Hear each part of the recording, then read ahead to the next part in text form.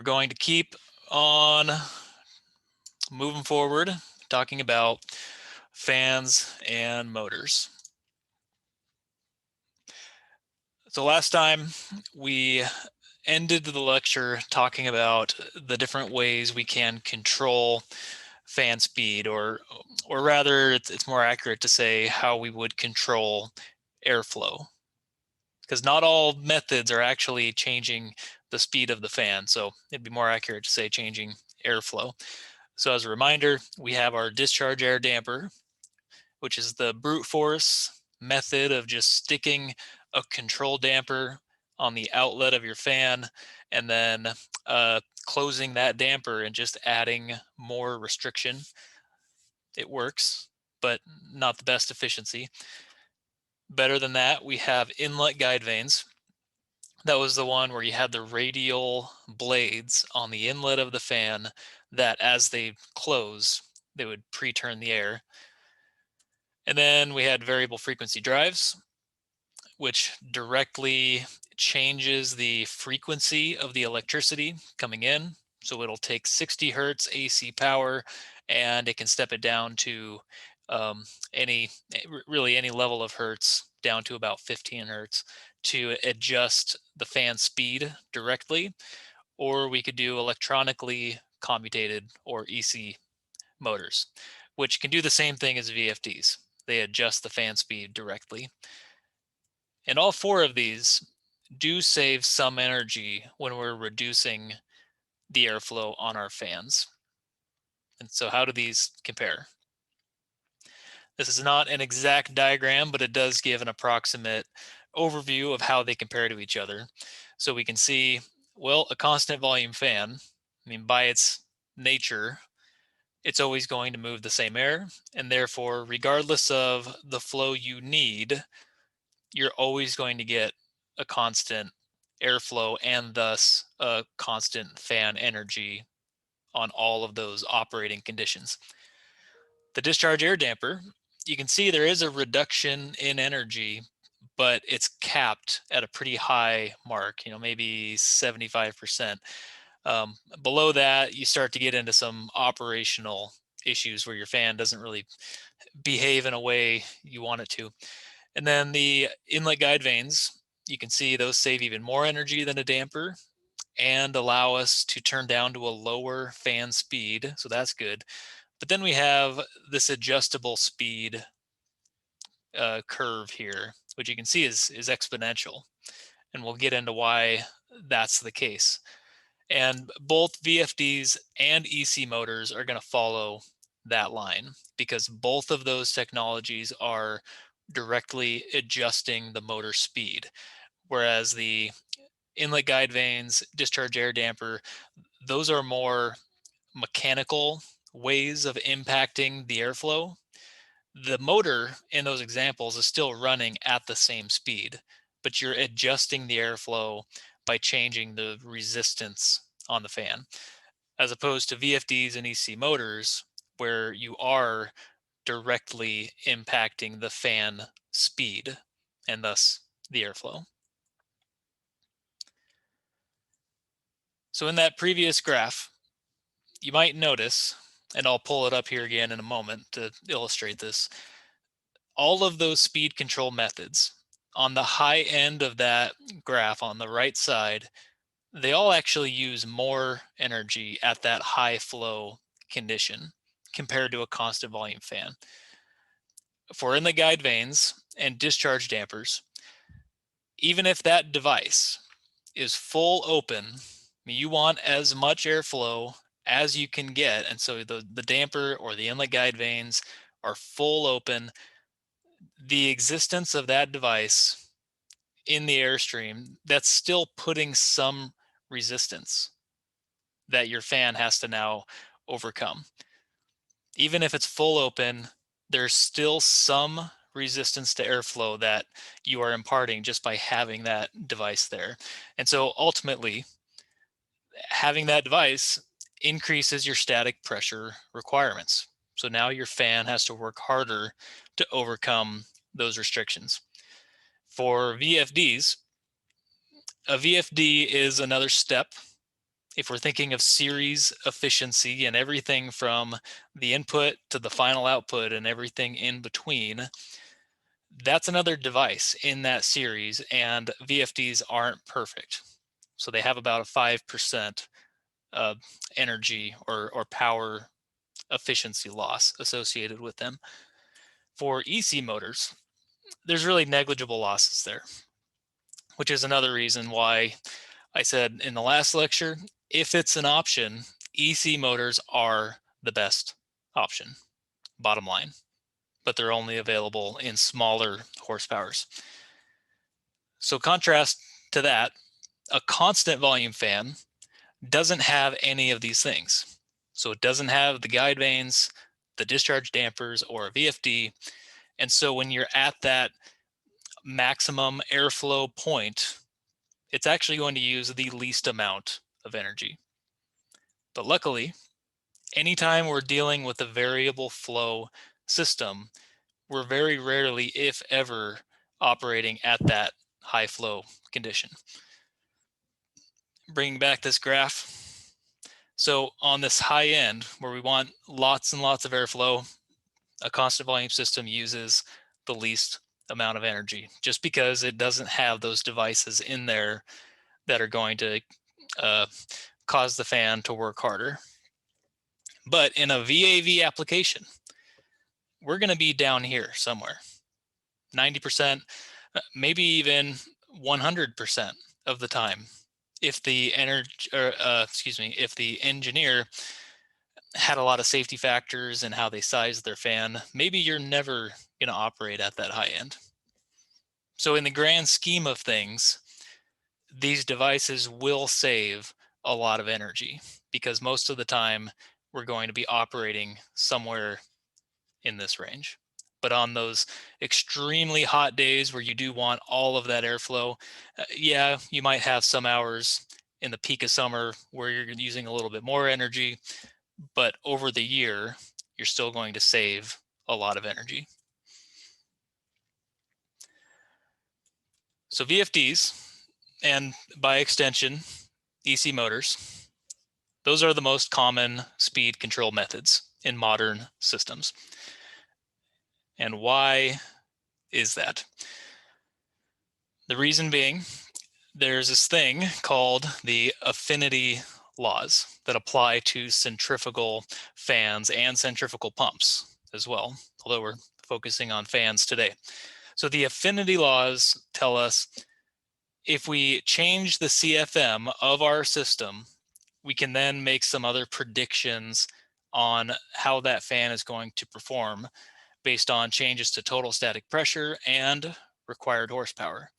So if we have a given fan system and we turn it down to 75% speed, we can predict how that will impact the pressure requirements and the resultant horsepower. So the first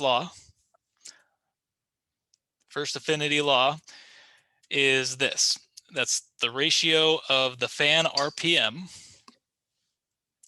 is equal to the ratio of airflow of two different conditions. So RPM2 over RPM1 equals CFM2 over CFM1. In other words, the fan speed, how fast this impeller is spinning, what's that RPM? That fan speed is directly proportional to how much air output we're going to get out of that fan. So if we go to half speed, we'll get half of our airflow, which means less horsepower based on our horsepower equation. And if we double the speed, we get twice as much airflow, which will require more horsepower. So that law is pretty straightforward. The second law tells us, well, we can predict the static pressure requirements. So if you were to measure the pressure differential on the inlet and the outlet of the fan, that's how much pressure the fan is outputting to overcome the duct resistance in the system. The ratio of the static pressure required is going to be in proportion to the airflow ratio squared. So in other words, static pressure requirements and thus the load on the fan proportional to the airflow squared. And that's based on this equation, which you might have seen in your, probably in your fluid dynamics classes. Velocity pressure is equal to 1/2 times the density of the fluid times the velocity squared. And so that squared term here comes into play because the velocity of our air is going to be proportional to airflow. So if we double our airflow, we double our velocity. And if any changes to our velocity have a squared relationship to the pressure. So if we turn our fan to half speed, that means our total static pressure requirements go to 1/4. And so that would be less horsepower required on the fan. But if we double the speed, if we go twice as fast, now we need 4 times as much static pressure, which will be more horsepower.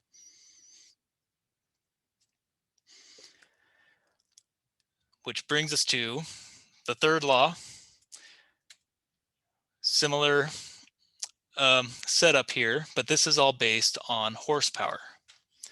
So the ratio of the horsepower required of two conditions is equal to the ratio of the airflow cubed. So the horsepower requirements of our fan, which also equates to energy use, are proportional to airflow to the third power. The reason being, we know that power is going to be reduced based on an airflow reduction, which is proportional to power, and a static pressure reduction. So if you think back to the horsepower equation, the two main things in that equation are how much air are we moving in CFM and what static pressure do we need. And so if one of those terms, the airflow term, is being reduced, well, that's one part of the horsepower reduction. And we also have a corresponding reduction in static pressure, which has a squared relationship. You product those together, and that ultimately makes a cubic relationship. So if you turn your fan down to half speed, you're down to 1/8 power requirement, which is pretty great. I mean, that's a huge reduction in power. But if we go the other way, this can bite you on the other side. If we double the speed, that would require 8 times as much power. And so this equation right here, which is really built on the other two laws, but this explains why VFDs and EC speed control are they're awesome. They save a ton of energy as compared to the other speed control methods, which are not based on changing fan speed. So those other methods don't follow these laws.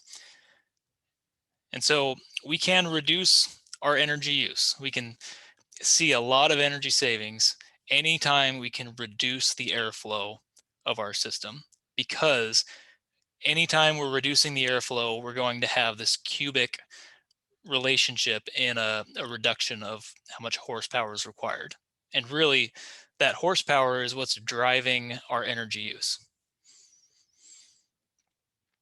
Some important notes on these laws. I just mentioned this a minute ago, but these laws only apply to technologies which adjust CFM by changing the fan speed directly. And that's only applicable to VFDs and EC motors. So inlet guide vanes, discharge dampers don't follow these laws.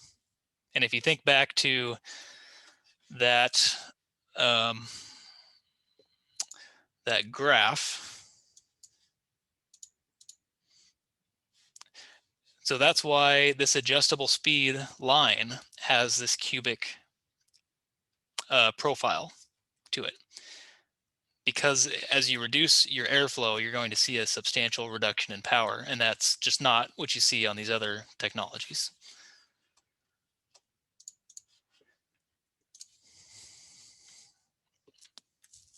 The second important note here, the two conditions we're looking at, condition one, condition two, they have to be looking at the exact same system, meaning the same run of ductwork, the same grills and diffusers that we're pushing the air through. It has to be looking at the exact same system. So we can't use this equation to look at two totally different systems. So if you're starting with condition one and it's designed for 1000 CFM, condition two at a lower CFM has to be looking at the same ductwork, and everything has to be identical. So really, as a designer, we would design the system for some maximum airflow and some maximum total static pressure, because that's our worst case condition, and we wouldn't expect the system to ever have to go greater than that. But if we know that CFM and static pressure at those worst case conditions, now we can predict energy use for some other conditions. So if I have a snapshot in the day where my fan is running at 60% speed, I can now predict how much power that's going to use. And these affinity laws are based on some idealized conditions. So this power of 3 that I just described, which is the reason why this is so awesome, it's not, in reality, it ends up not being that great. It's still really, really good, don't get me wrong, but the cubic relationship would be an idealized condition. If you use that power of 3, that's going to overstate your savings a little bit. And down the road, I'm going to go into that, the reasoning why that will overstate savings. In the homework that's related to this, I just tell you to assume a cubic relationship, and we'll revisit this down the road. Now let's talk about how fan speed is actually controlled. Let me pull up something real quick. I'm going to try this split screen approach.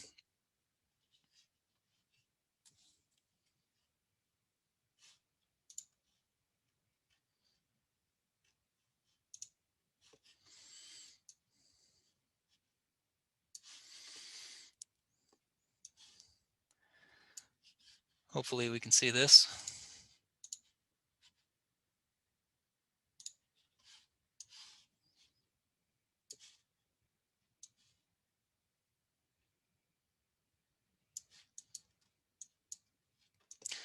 So as a reminder, this is a basic single duct VAV system. So we have a bunch of VAV boxes with reheat coils in them. Each one of these boxes can open and close this damper to either allow more air through or to close off air. So we have a pressure sensor that's going to be located somewhere in our ductwork, away from the air handling unit. Typically one sensor per AHU. So this PDT sensor right here, so that's a pressure sensor that's plugged into the ductwork at some point downstream of the fan that is measuring what's the pressure in the ductwork. So remember, on the outlet of this fan, all this blue line here, that's all going to be positively pressurized. Just because it's a centrifugal fan, that's how it does its job. So we have this sensor right here that's looking at the pressure in the ductwork right there. As our VAV boxes start to close, so all these boxes, they start to close a bit. They're saying, we don't need any more air. So they close the dampers a bit. What will happen is it will create pressure within the ductwork because the fan is trying to move air through the duct. As these dampers start to close, well, now that air's got nowhere to go, and it's going to create a higher pressure through the duct system. And so when that sensor sees that pressure increase, that tells us that the boxes are closing. And so that sensor is going to send a signal to the VFD or the EC motor and tell the fan to slow down, because the pressure is starting to rise, which means we're providing more airflow than we need. And on the opposite end, as our VAV boxes open, requiring more air, that will see a reduction in pressure through this duct, because now we are relieving more air than we're providing. And so the pressure of the duct will drop. And again, if that sensor sees a drop in pressure, it knows that means we need to speed that fan up, because our boxes are opening and they're asking for more airflow.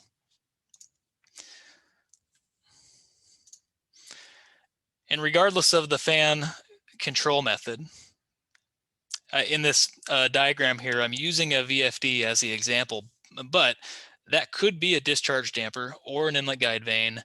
It could be any of the speed control methods we've talked about, but they could all respond in similar ways to the changes in pressure in the ductwork based on what's going on in these boxes. So it's a constant push and pull of the system.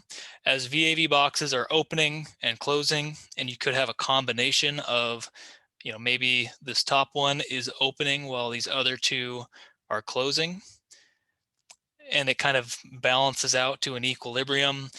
At the end of the day, air is going to go through the path of least resistance. And this fan VFD will basically control the fan speed to maintain a constant pressure at this point. And so if we're right at that set point where we want to be, then it's going to say, hold this fan speed right here until we start to see some changes in the system.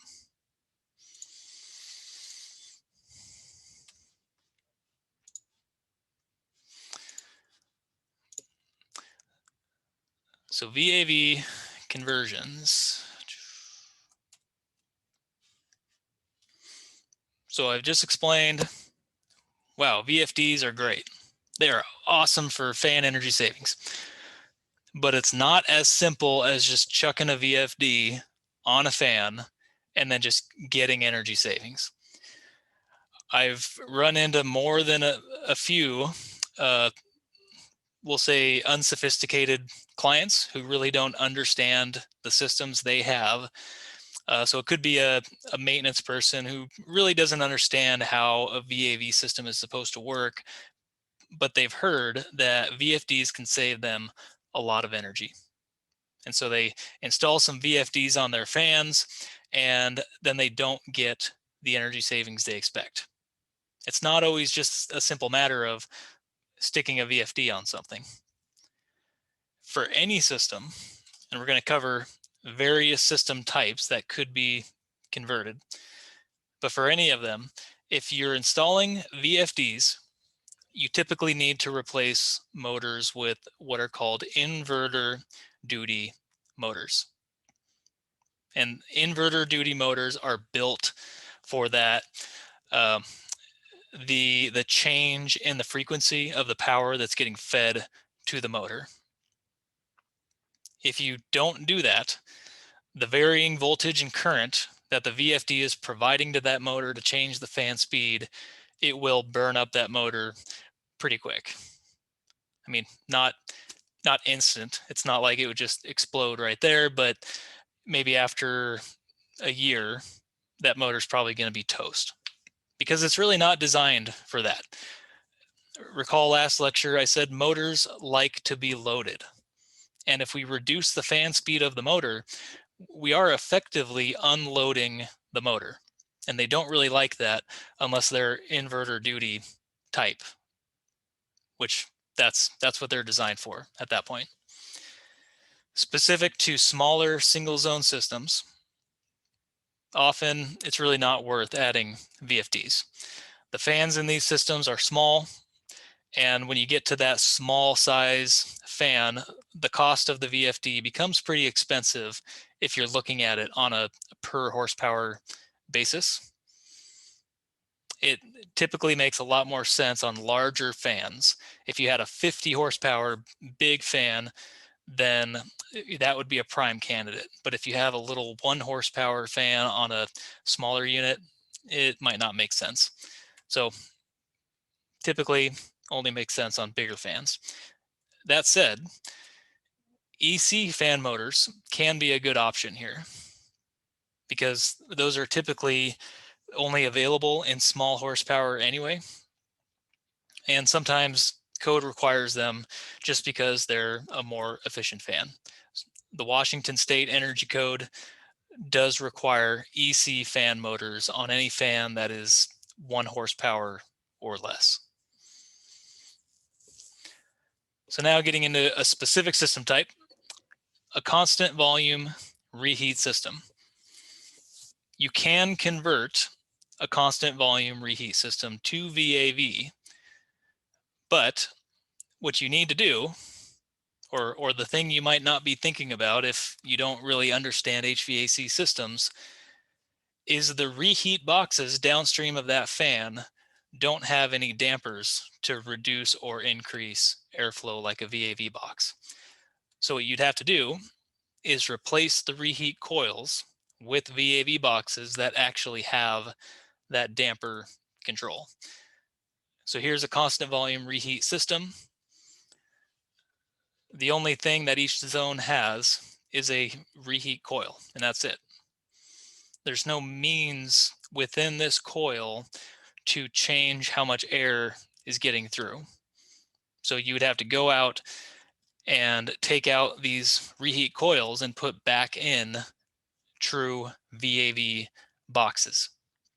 If you don't do that, sticking a VFD on this fan isn't going to do you any good, because if you think to how you control fan speed, if you have your pressure sensor somewhere in the duct, that's always going to be reading the same thing if you don't have dampers out in the zones that are actually impacting the airflow, which impacts the duct pressure.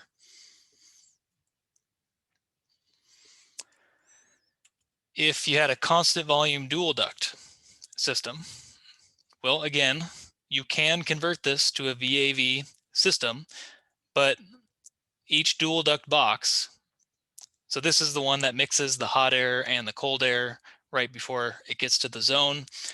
The problem is the hot side and the cold side are typically controlled by the same actuator, which is just the little motor that's going to physically open and close the damper.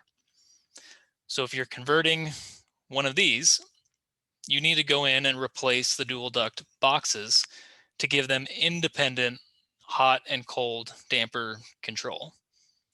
So what does that mean? So here's a basic dual duct system.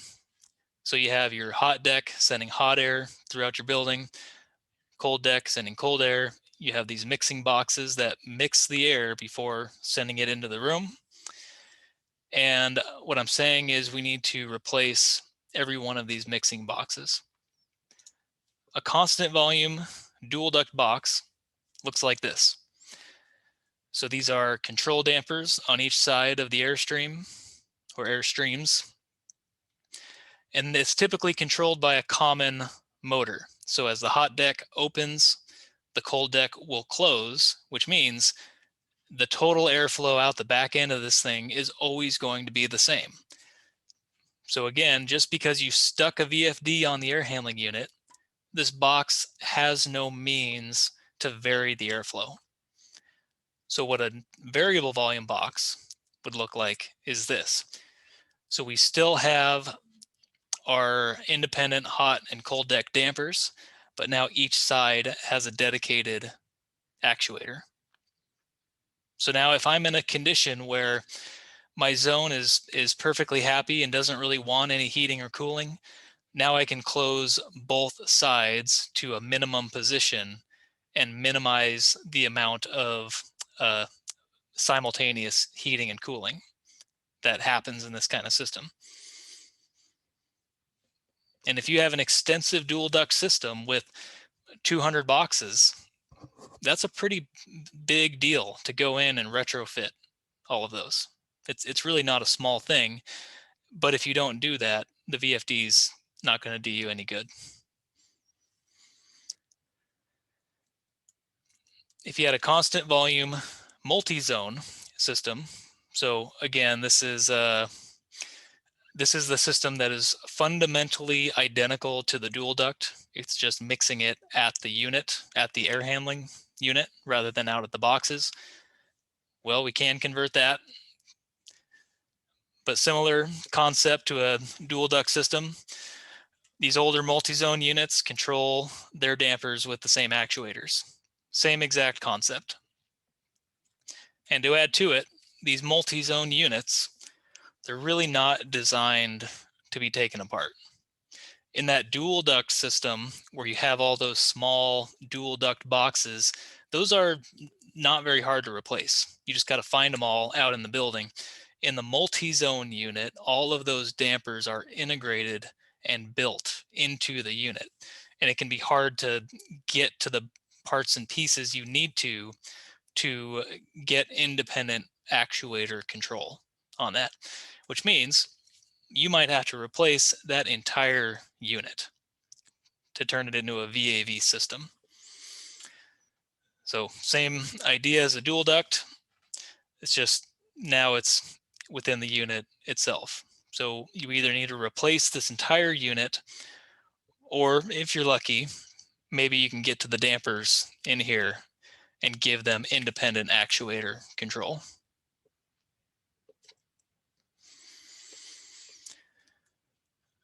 Single duct VAV.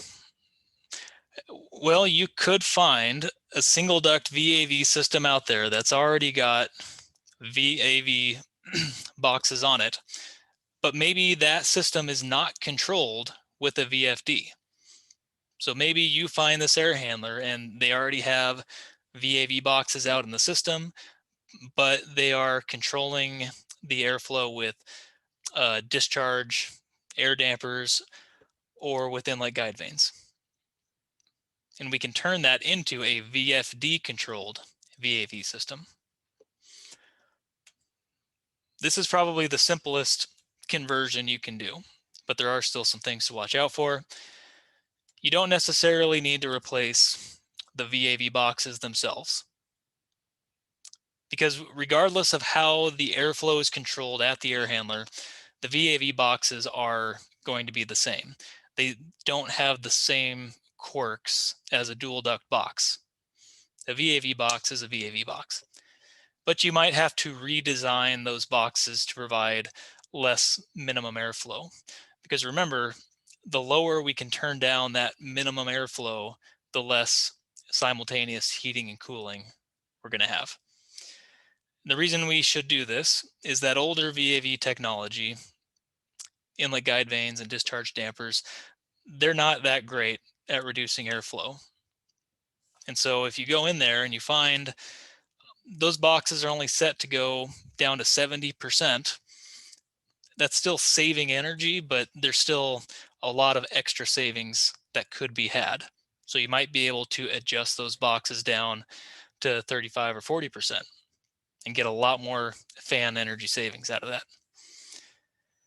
The other thing you want to do is take out that discharge damper or inlet guide vanes. The alternate option here is you just lock those open. You just put them in a full open position and you just leave them in the air handler. And that does work. I say it's a bad idea. It's not the preferred way to do things. The reason being, recall earlier on when we were looking at the power comparison of these devices, having that device in there, even if it's in a full open position, still adds resistance and will still increase energy use.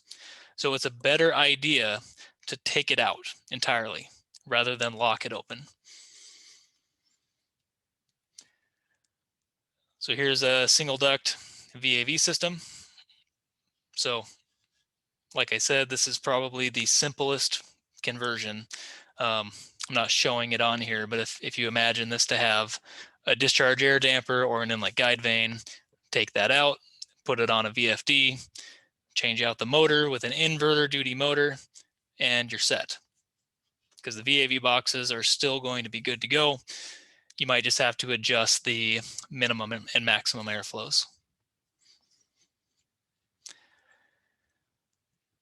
All right, let's close things out with a discussion on interactive effects.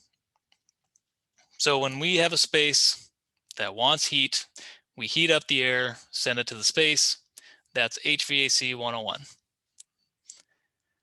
The fan motor that's running these fans, that takes electrical power, and that electrical input that we're putting into that motor, that helps heat the air up. Because remember, every watt of power we're putting into that motor will eventually turn into heat. And that means the motor running our fan, that is really an electric heater.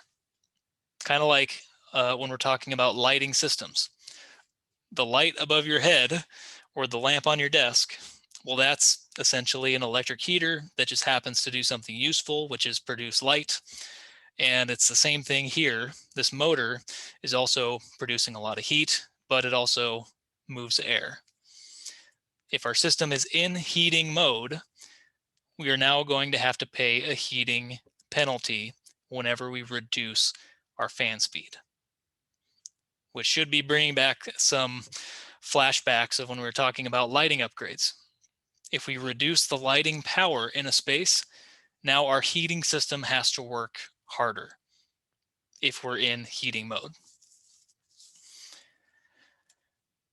So let's run through a quick example.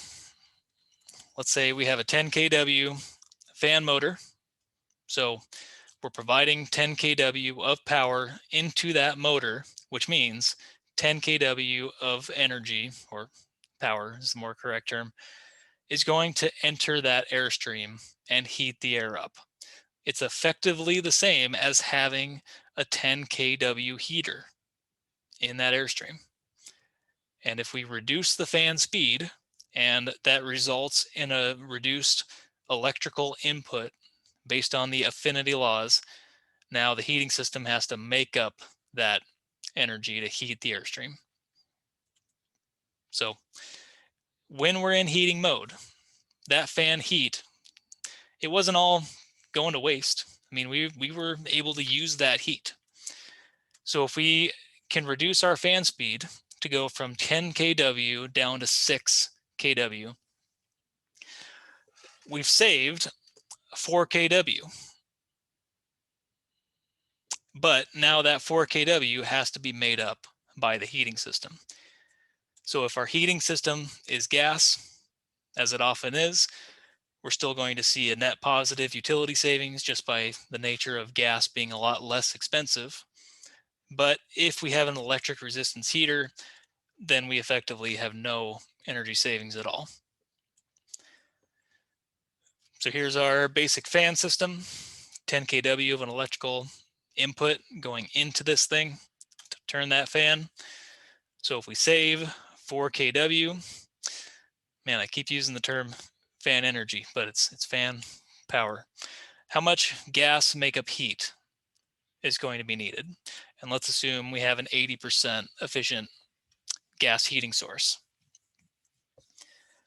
So our penalty, we need to make up 4 kW, convert that into BTU per hour, convert that into therms, and then divide by our efficiency. So that's going to tell us how much gas use we're going to need to put in to make up the difference. And it's going to be 0.17 therms per hour. So we're saving that 4 kW of fan power, but at the same time, we're paying an extra 0.17 therms per hour whenever the system's in heating mode. And the final net benefit, that's going to depend on the rates. If you happen to pay a lot for electricity and a very low gas rate, well, then that's going to skew this into a more positive savings. But if you have really cheap power and high gas rates, then that penalty is going to start to chip away at your overall savings. But that's only when the system is in heating mode, which is not all the time, most likely. Which brings us to, well, when a space wants cooling, we're trying to cool down the air, provide cold air into our spaces. And now if we reduce that input energy from the motor, that also reduces the need to cool that same energy. Anytime we're in cooling mode, now we get this extra cooling benefit. And again, it's the same idea that we talked about with lighting. So in the summer, if we can save lighting energy in the summer, there's going to be a bonus energy savings associated with our cooling system. Example with the same numbers. So let's say we got 10 kW. Again, it's like a 10 kW heater in that airstream. Now we're going to reduce the fan speed and the resultant input. Now the cooling system doesn't have to work as hard. Using the same numbers here, so we're going to go down to 6 kW power draw. So now that 4 kW doesn't need to be cooled. If our cooling system COP is 3.0 at this moment in time, then our benefit here, well, we don't have to cool this 4 kW anymore with our 3.0 COP cooling system. And so we get this nice little 1.33 kW bonus savings. Now our air conditioner gets to use that much less power. And our total savings is going to be the 4 kW of our fan power plus this 1.33 kW of our cooling power. And so we get a nice little bonus here, 33% bonus savings whenever the system is operating in cooling mode. Most examples we look at are probably going to have some heating penalty and then some cooling benefit. And how that all shakes out is going to depend on that specific climate and how many hours are you in heating mode versus cooling mode versus somewhere in the middle. The final energy and cost savings as a result of anything that's going to save fan energy depends on several factors, which I've kind of gleaned on all of these so far, but just to summarize, well, does the air handling unit even have cooling systems? Some of them don't. If it doesn't, well, there's no cooling benefit there. You're only going to have the fan energy savings. Does your climate have significant periods when those cooling systems are on? Do you have a lot of hours in the year where you're at 85, 90 plus degrees? If yes, then you're going to have all kinds of extra cooling benefit. Maybe you live in a climate where it's cooling all year round and you can see that extra benefit every hour of the day.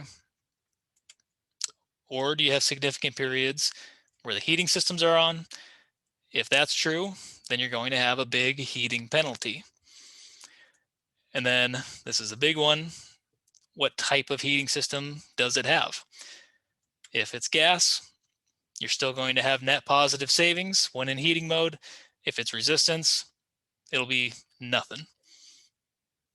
I didn't add this here, but if you have a heat pump, then there will still be some savings there, just because a heat pump has a COP greater than 1. So it's really important to consider the interactive effects. If you're in a climate that's in heating mode all the time and you ignore the heating penalties, then you're going to grossly overstate the savings. Or on the other side, if you're in cooling mode all the time, maybe you're going to be understating the savings. That's all I got. for tonight. Any questions on this?